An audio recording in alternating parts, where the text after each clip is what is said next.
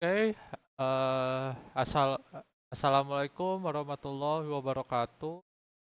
Selamat datang kembali di mata kuliah Bahasa Indonesia. Sekarang kita berada di sesi kelima ya. Jadi sesi kelima itu kita akan membahas mengenai eh, proposal dan penggunaan kata buku. Oke, jadi kita akan membahas mengenai pengertian dan tujuan proposal penelitian, lalu jenis proposal, teknik pembuatan proposal penelitian, metodologi penelitian, lalu ada penggunaan kalimat, unsur kalimat, pola kalimat dasar, dan jenis kalimat dan kalimat inversi. Seperti itu. Oke, kita masuk dulu ke proposal ya. Oke, kita akan membahas pengertian dan tujuannya dulu. Oke, penyusunan proposal atau usulan penelitian merupakan langkah awal yang harus dilakukan peneliti sebelum memulai kegiatan penelitian. Oke, mungkin secara prosesnya ya, mungkin kita bisa samakan seperti eh, kita membuka usaha ya. Jadi pada saat kita membuka usaha, kita harus mengajukan proposal bisnis yang isinya itu kayak strategi strategi bisnisnya gimana, terus apa bisnis apa yang mau kita jalankan, terus kayak dana dibutuhkan berapa dan sebagainya gitu. Nah, ini juga sama kayak penelitian, hanya ya bedanya itu eh bedanya itu ya penelitian ya. Jadi kalau penelitian itu isinya itu seperti kayak eh tujuan kalian melakukan penelitian apa, terus batasan penelitiannya apa, jadi atau biasanya itu kalau nggak batasan, lingkup penelitiannya seperti apa, lalu metodologi apa yang akan kalian gunakan, lalu apalagi ya, tujuan penelitian, dan masih banyak lagi begitu. Proposal penelitian dapat membantu memberi arah pada peneliti agar mampu menekan kesalahan yang mungkin terjadi selama proses penelitian berlangsung. Jadi, ya, proposal bisnis itu dia digunakan sebagai acuan ya. Ya, tadi kan yang saya jelaskan itu jadi ada batasan penelitian atau bisa biasa dipanggil apa dibilangnya itu lingkup penelitiannya seperti apa. Nah, itu eh apa? Kenapa ada apa batasan penelitian. Jadi pada saat kalian meneliti itu misalkan ya saya melakukan penelitian menggunakan sebuah metode gitu ya. Saya Pak bilang metode A. Nah, di metode A itu ada saya ambil contohnya itu 6 variabel ternyata di metode itu. Mungkin saja bisa saja saya melakukan ini ya, apa menggunakan 6 variabel itu semuanya dipakai itu oke, tapi bisa saja kalian menggunakannya hanya sebagiannya. Bisa setengah atau bisa setengah atau kurang dari setengah juga bisa sesuai dengan situasi ya, situasi di tempat penelitian Anda gitu. Nah, saya ambil contohnya itu, saya ambil setengahnya ya. Jadi dari 6 variabel ternyata dilihat dari situasi tempat penelitian saya itu, misalkan tempat penelitiannya itu Bank Mandiri misalkan ya. Nah, ternyata dari situasi di Bank Mandiri saya hanya membutuhkan 3 variabel, itu tidak masalah. Nah, itu dari situ sudah terlihat ya. Jadi lingkup lingkup penelitiannya itu cuma sampai variabel ketiga begitu. Nah, tujuannya kenapa ada lingkup. Jadi tujuannya itu untuk penelitian Anda itu jangan berhenti di Anda saja. Jadi si penelitiannya itu tidak berkembang begitu. Makanya kalau misalkan kalian lihat di contoh skripsi gas besar ya, biasanya itu di bab 5-nya itu ada saran. Yang dimana sarannya itu biasanya yang dimasukkan itu perencanaan penelitian selanjutnya yang dilakukan sama oleh orang lain begitu. Jadi penelitian kalian itu bisa diambil oleh orang lain dan dilanjutkan oleh orang lain seperti itu.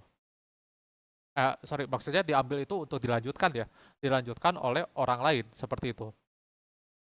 Dan mungkin saja di metodologi yang saya gunakan itu ternyata di kemudian hari itu ada suatu update baru, misalkan nambah dua variabel lagi, yang dimana eh, penelitian saya itu bisa dilakukan dengan metodologi yang sama yang sudah terupdate seperti itu, begitu.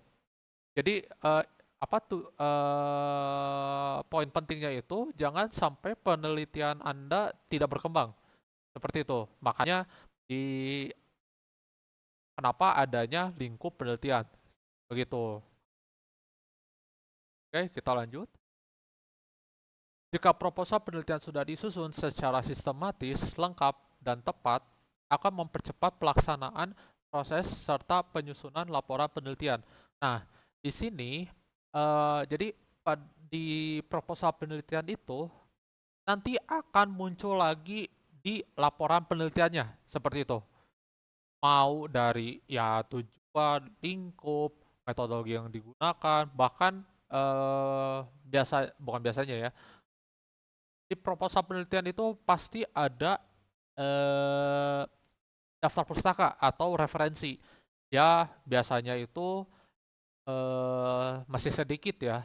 Untuk proposal itu biasanya 3 sampai 5 referensi itu sudah cukup. Begitu.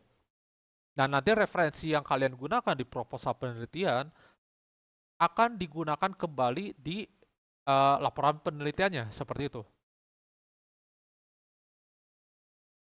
Jadi sebenarnya kalau misalkan kalian membuat proposal penelitian itu tanpa kalian sadari kalian sudah udah ada progres untuk membuat laporan penelitiannya begitu.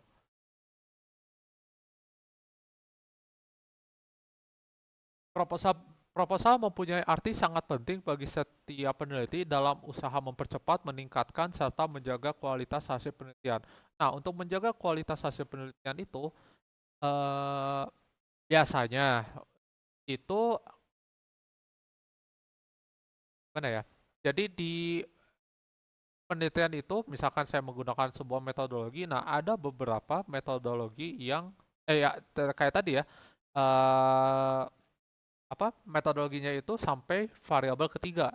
Nah, tanpa kalian sadari, karena kalian terlalu fokus lah atau terlalu bersemangat untuk melakukan penelitian, Anda tidak menyadari bahwa Anda sudah masuk, misalkan ya, masuk ke variabel keempat, yang dimana itu tidak sesuai dengan proposal yang Anda buat, begitu. Jadi harus menjaga eh, ya dari segi kualitas sama arah penelitiannya juga ya harus disesuaikan dengan proposal. Jadi proposal itu jatuhnya itu sebagai patokan kalian melakukan penelitian gitu. Oke, lanjut. Jadi di proposal itu ada dua jenis ya. Yang pertama itu proposal penelitian kuantitatif dan proposal penelitian kualitatif. Kita akan membahas yang kuantitatif kuantitatif dulu ya. Oke,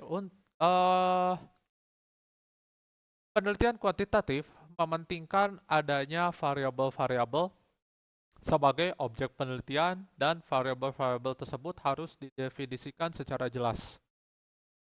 Selanjutnya, penelitian kuantitatif memerlukan adanya hipotesis dan pengujiannya yang kemudian akan menentukan tahapan-tahapan berikut. Seperti penentuan teknik analisa dan formula statik yang digunakan. Penelitian kuantitatif lebih memberikan makna dalam hubungannya dengan penafsiran angka statik, bukan makna secara kebahasaan dan kulturalnya. Setiap kegiatan penelitian kuantitatif selalu dilakukan dengan melalui tahapan-tahapan berlandaskan metode ilmiah. Gitu. Jadi eh, proposal penelitian kuantitatif itu dia sudah ada metodenya ya, metode yang kalian gunakan itu apa, terus dari awal juga sudah apa jelaskan gitu ya, statik-statiknya gitu. Misalkan kayak kalian meneliti misalkan MBG gitu ya, yang dimana ternyata dari statik itu misalkan meneliti kenapa terjadinya keracunan MBG misalkan gitu ya, dan ternyata kalian mengambil sampel di suatu daerah misalkan ambil di Dago gitu ya, jadi di situ kalian mendapatkan data ya, misalkan 30% siswa di SD, kita ambil ranahnya di SD ya, jadi apa 30 ya tadi ya, 30% siswa SD di sekolah dasar daerah Dago itu mengalami keracunan. Nah, itu kan udah ada statik ya dari awalnya begitu. Dan nanti akan dan dari statik itu bisa jadi bahan penelitiannya seperti itu.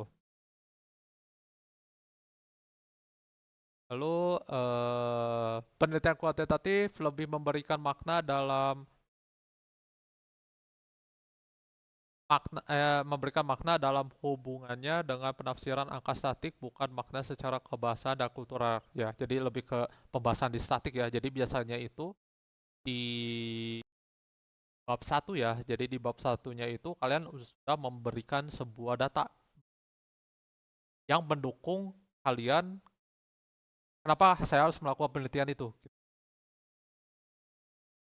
Nah, untuk tahapannya itu ada banyak ya. Jadi yang pertama merumuskan masalah.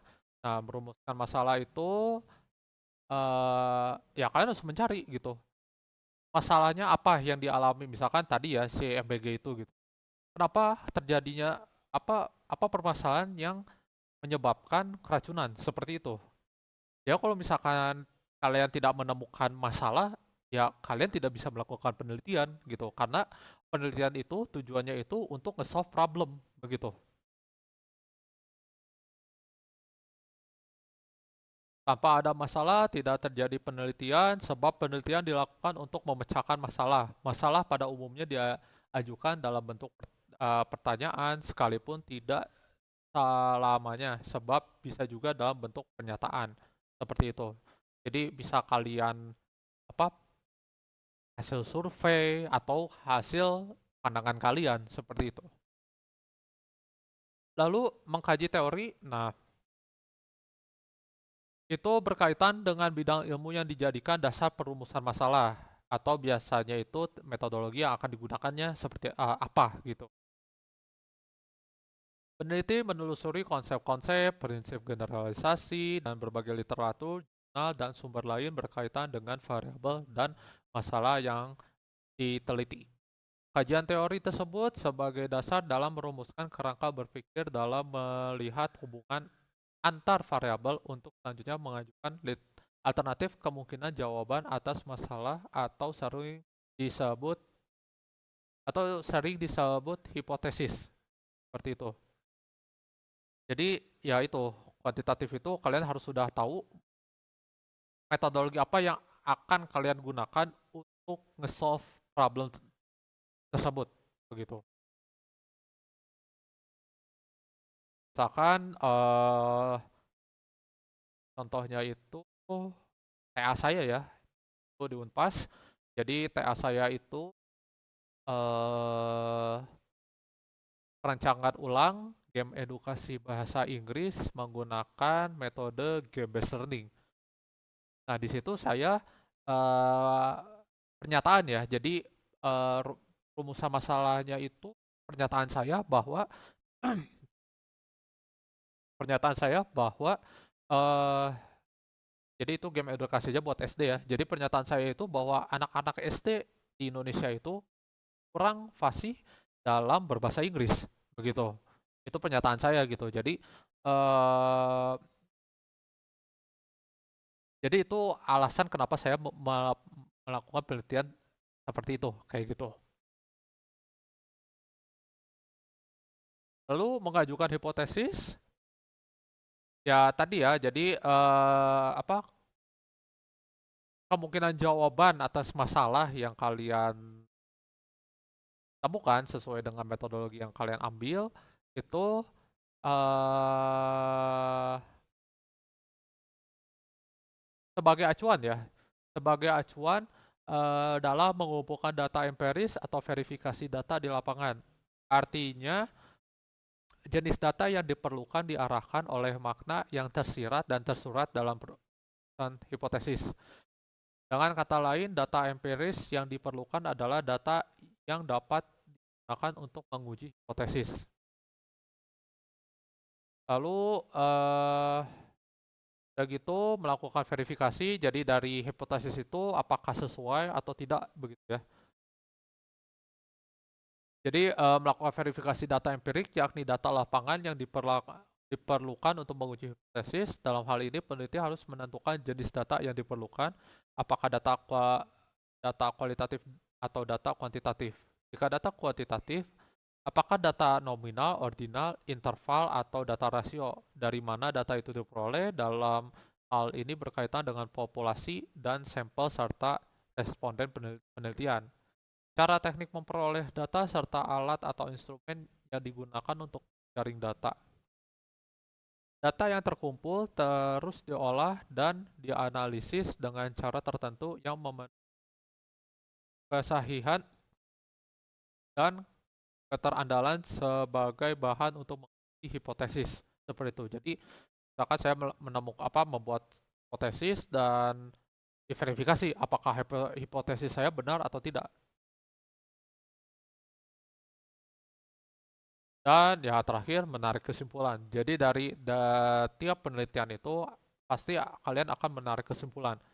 Nah, kesimpulan itu bisa kalian ambil dari hipotesis kalian. Jadi misalkan ya, ternyata bisa aja saya hipotesis saya gini gini gini, tapi pada saat di lapangan dan melakukan penelitian, oh ternyata hipotesis saya tidak sesuai dengan tidak sesuai dengan hasil di lapangan. Yaitu, jadi kesimpulannya itu ya berbeda begitu dengan hipotesis yang saya paparkan.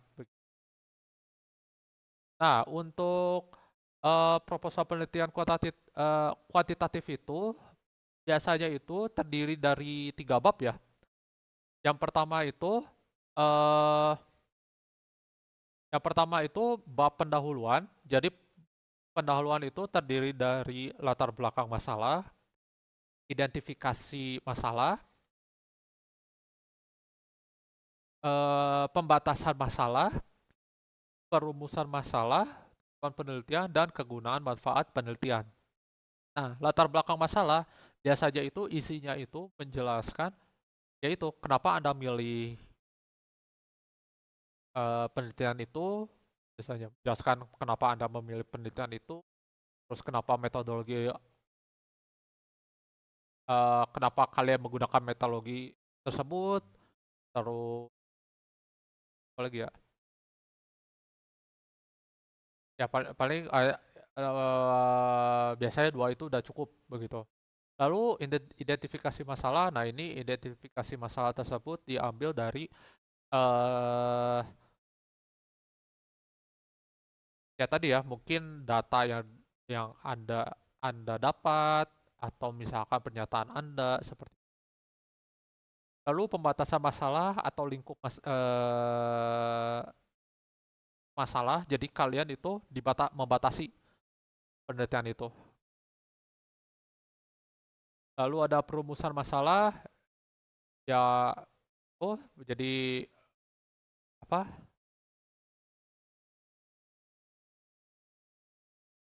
Jadi perumusan masalah itu ya kalian merumuskan ya masalah tersebut. Jadi kayak apa dari data itu apa yang kalian ambil dan sebagainya kayak gitu.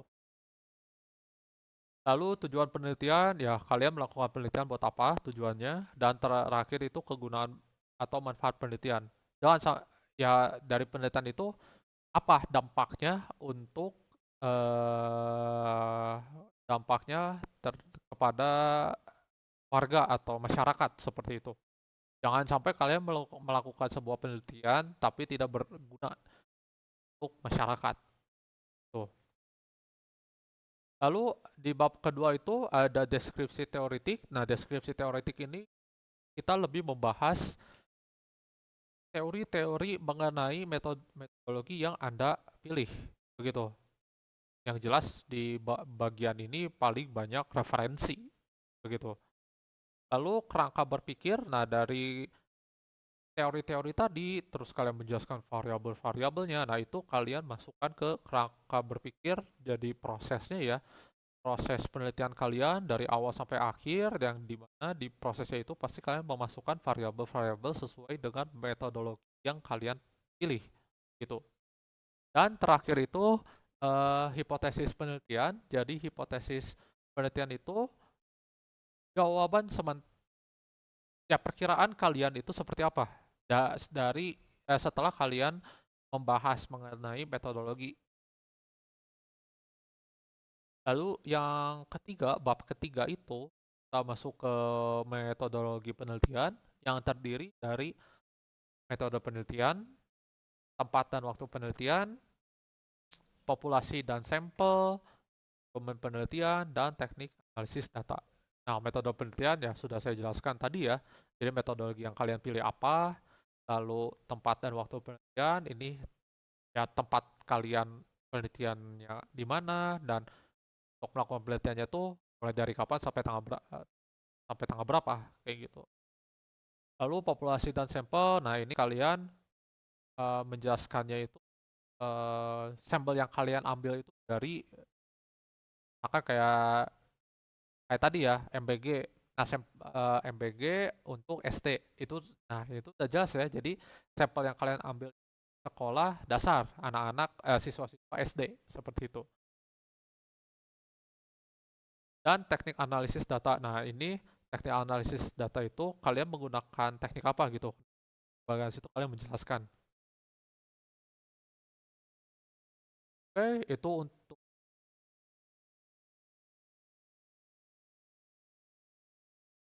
kuantitatif ya. Sekarang kita masuk ke kualitatif. Nah, untuk penelitian kualitatif itu sedikit berbeda dengan kuantitatif. Kenapa? Karena penelitian kuantitatif didasari oleh asumsi bahwa realitas adalah sesuatu yang kompleks, dinamis, penuh makna, dan mengandung pola pikir induktif. Dengan demikian, permasalahan penelitian kualitatif bisa terjelaskan sebelumnya.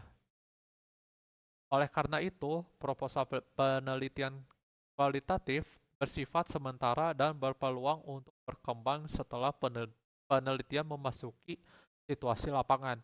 Jadi, penelitian kualitatif itu jatuhnya itu lebih ke asumsi kalian seperti apa. Tuh. Nah, nah ini untuk kualitatif itu dia sedikit fleksibel ya karena dia awalnya itu dalam dasar asumsi. Pada saat di lapangan kemungkinan pasti ada perubahan dari segi metodologi yang kalian gunakan. Misalkan,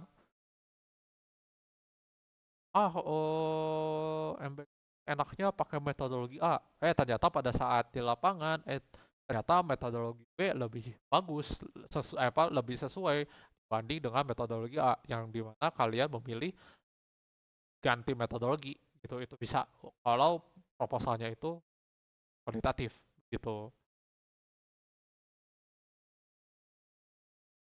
Ya, sesuai karakteristik penelitian kualitatif, rencana maupun desain penelitian dapat diubah secara fleksibel sesuai situasi dan kondisi setting penelitian. Hal ini yang membedakan proposal penelitian kuantitatif dan kualitatif. Penelitian kuantitatif, proposalnya spesifik dan sudah baku, sedangkan proposal kuantitatif masih bersifat umum dan sementara.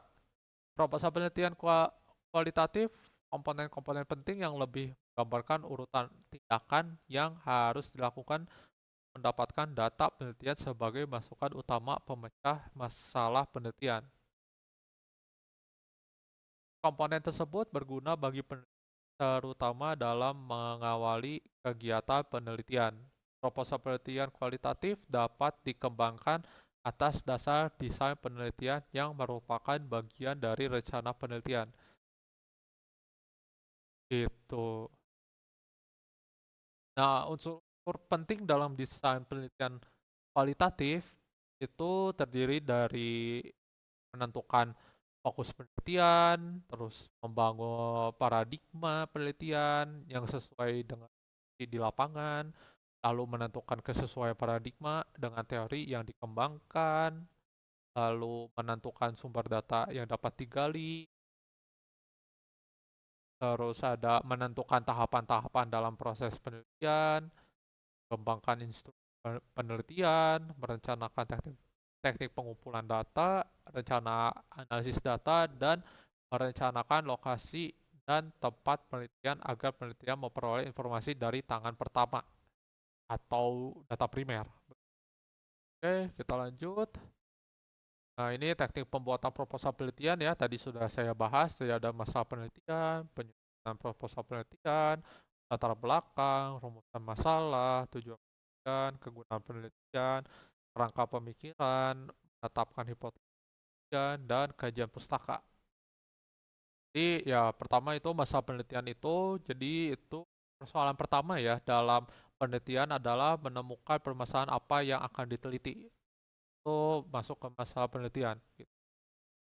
Terus penyusunan proposal penelitian ya basically dalam proses ya begitu. Terus tadi latar belakang yang sudah saya jelaskan, kayak isinya itu kenapa kalian memilih itu, terus uh, ya kan kayak MBG ya, terus situasi MBG itu gimana, terus metodologi kalian gunakan itu apa, tapi di latar belakang itu bagian metodologi itu menjelaskannya itu secara garis besar ya.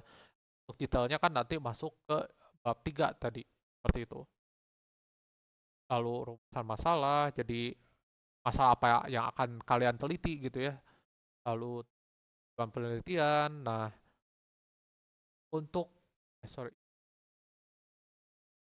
oh ya, tujuan penelitian, ya tujuan kalian meneliti apa gitu ya. Lalu ada kegunaan penelitian.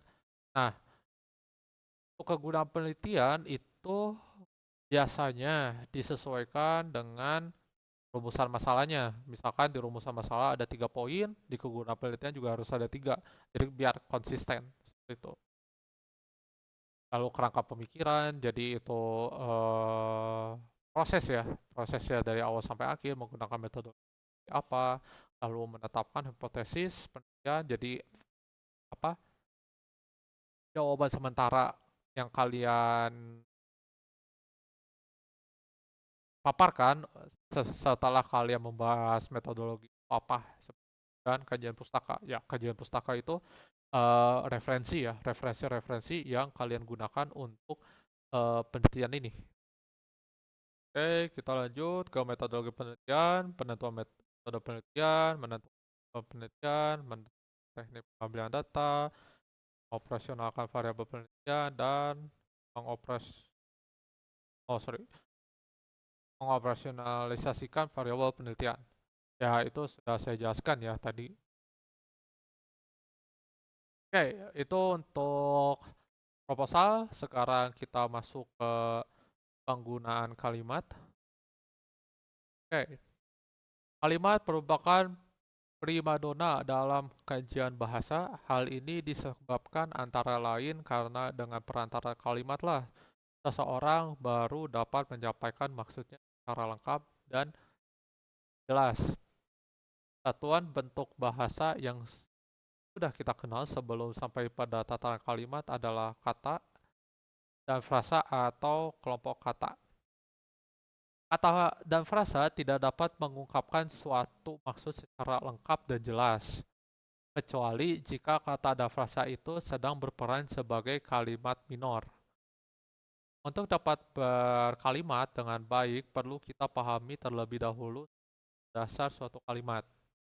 Kalimat adalah bagian ujaran yang mempunyai struktur minimal subjek atau biasanya ditandain S ya, dan predikat atau apa ditandai dengan P, dan intonasi yang menunjukkan bagian ujaran itu sudah lengkap dengan makna.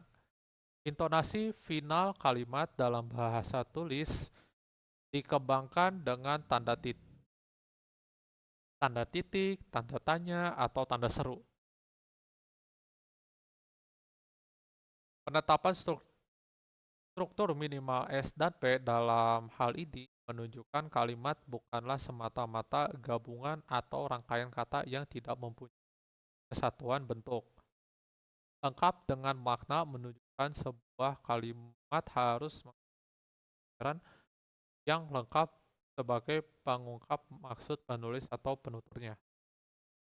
Struktur kalimat adalah fungsi sintaksis yang dalam buku tata bahasa Indonesia lazim disebut jabatan kata dan kini disebut peran kata, yaitu subjek, predikat, objek, pelengkap, dan keterangan. Biasanya itu digunakannya SPO aja ya, jadi pelengkap dan keterangan itu terkadang ada. Kalimat bahasa Indonesia baku tak kurangnya terdiri atas dua unsur, yaitu S dan P. Unsur lain, objek, dan keterangan dapat wajib hadir, tidak wajib hadir, atau wajib tidak hadir dalam kalimat. Begitu. Misalkan kayak apa, pembawa acara yang kocak itu membeli bunga, yang dimana kan pembawa acara yang kocak itu sebagai subjeknya gitu. Dan predikatnya itu dia membeli dan objeknya itu bunga gitu. Mungkin bisa juga kayak SP aja ya. Jadi misalkan I adalah pembawa acara yang kocak. Nah, itu cukup SP aja ya. Jadi budinya itu sebagai S dan adalah pembawa acara yang kocak itu sebagai P. Atau mungkin cuma butuh menggunakan pelengkap. Itu juga bisa ya tadi. Misalkan kayak pesulap itu menjadi pembawa acara yang kocak. Nah, itu udah jelas ya. Jadi pesulap dia itu S, menjadi itu predikat, dan pembawa acara yang kocak. Nah, itu sebagai pelengkap. Gitu. Oke, kalimat dasar bukanlah nama jenis kalimat, melainkan acuan atau pattern untuk membuat berbagai tipe kalimat. Kalimat dasar terdiri atas beberapa struktur kalimat yang dengan kalimat, yaitu subjek, predikat, objek, pelengkap, dan keterangan. Sejalan dengan batasan bahwa struktur kalimat minimal subjek predikat, sedangkan objek pelengkap keterangan merupakan tambahan yang berfungsi melengkapi dan memperjelas arti kalimat. Pola kalimat dasar yang paling sederhana adalah bertipe SP, yang paling kompleks adalah bertipe SPO-CAT.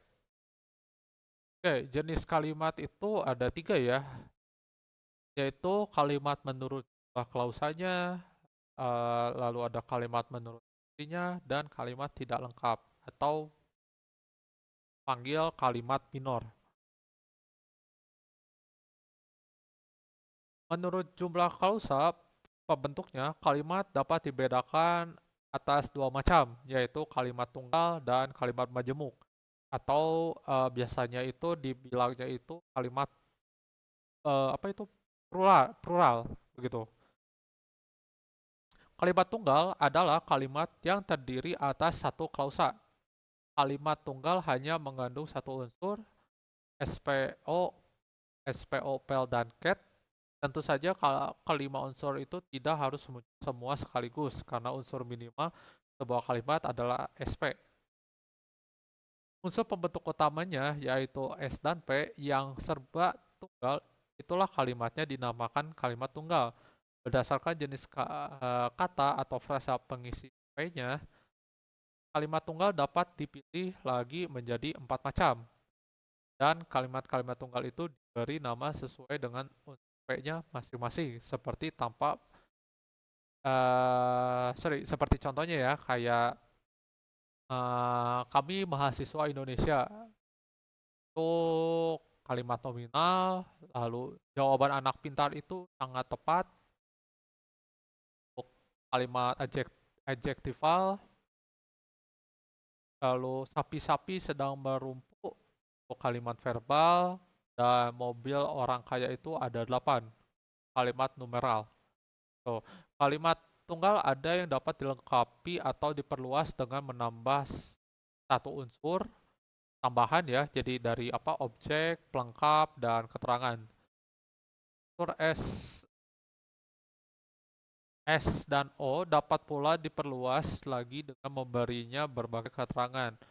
Jadi kalimat tunggal tidak mesti berupa kalimat pendek bila fungsinya sintaksis utama yaitu S dan P-nya tidak lagi tunggal alias sudah menjadi majemuk, nama kalimatnya pun berubah menjadi kalimat majemuk gitu. Nah, kalimat majemuk itu adalah kalimat yang merupakan gabungan dari dua atau lebih kalimat tunggal. Mengingat kalimat tunggal hanya terdiri atas satu satu klausa satu klausa. Berarti kalimat majemuk mengandung lebih dari satu klausa. Misalkan ya, seorang manajer harus mempunyai wawasan yang luas dan harus tinggi etika profesi. Nah, itu dia punya dua klausa ya. Yang pertama itu eh seorang manajer harus mempunyai wawasan yang luas. Nah, itu klausa yang pertama. Dan yang kedua itu seorang manajer harus menjunjung tinggi etika profesi. Itu klausa yang kedua. Nah, karena dia mengarah ke satu target yaitu orang manajer, jadi kita bisa menambahkan dengan kata dan begitu. Yang dimana dan itu ya kalau kita lihat dari logika matematika itu jadi si manajer itu harus punya keduanya. Dia harus wawasan yang luas dan menjunjung tinggi etika profesi. Jadi kalau misalkan salah satunya tidak ada, ya salah begitu. Atau mungkin bisa seperti ini contohnya. Apa ya? Oh, anak-anak bermain layang-layang di halaman kampus ketika para dosen, karyawan, dan mahasiswa menikmati hari libur. Nah, itu juga bisa. Itu kalimat majemuk. Karena di sini ada dua klausa, hanya berbeda aja dengan kalimat yang tadi. Subjeknya itu ada dua orang, gitu. Yang pertama itu anak-anak, yang kedua itu dosen, karyawan, dan mahasiswa. Begitu. Itu untuk menurut klausa ya. Lalu untuk kalimat menurut fungsinya di dalam buku Tata Bahasa Baku Bahasa Indonesia disebutkan berdasarkan fungsi atau makna komunikatifnya kalimat dapat dibedakan atas 4 macam, yaitu kalimat berita atau biasanya dibilang deklaratif, kalimat tanya atau interrogatif, kalimat perintah atau emoratif, dan kalimat seru atau ekslamatif. Pada bahasa lisan, kalimat-kalimat itu dicirikan oleh intonasi masing-masing yang khas. Pada bahasa tulis, kalimat itu dicirikan oleh tanda baca akhir. Nah, kalimat berita itu atau kalimat deklaratif adalah kalimat yang dipakai oleh penutur untuk menyatakan suatu berita kepada mitra komunikasinya. Bentuk kalimat berita bersifat bebas, boleh inversi atau versi, aktif atau pasif, tunggal atau majemuk, dan sebagainya. Yang terpenting isinya merupakan pemberitaan. Pada bahasa lisan kalimat ini berintonasi menurun dan pada bahasa tulis kalimatnya bertanda baca akhir titik. Lalu kalau misalkan kalimat tanya, nah kalau kalimat tanya itu dia kalimat yang dipakai oleh penutur untuk memperoleh informasi atau reaksi berupa jawaban yang diharapkan dari mitranya, dari mitra komunikasinya. Pada bahasa lisan, kalimat berintonasi akhir naik. Pada bahasa tulis, kalimatnya diakhiri dengan tanda tanya. Karena ya kita menanyakan sesuatu yang responnya itu harus suatu ya responnya itu sebuah jawaban. Ya bisa saja yes or no atau apa yang bisa memuaskan yang ngomong ya begitu. Lalu ada kalimat perintah atau tadi ya imperatif dipakai penutur ingin menyuruh atau melarang orang berbuat sesuatu.